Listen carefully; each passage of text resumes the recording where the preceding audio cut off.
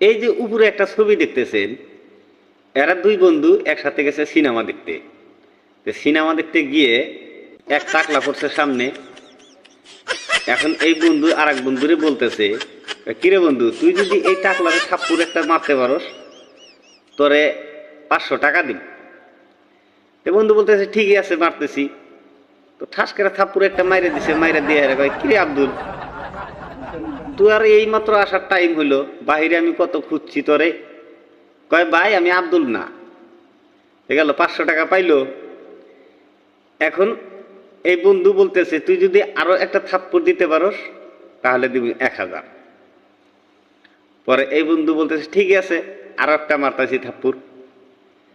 পরে আরো একটা থাপ্পড় মাইরা কয়, কিরে বেড়া, তুই তো আব্দুলি, মিছা কথা কস কির লিগে। এখন সেই টাকলা ভাই বলতেছে ভাই আমি আব্দুল না।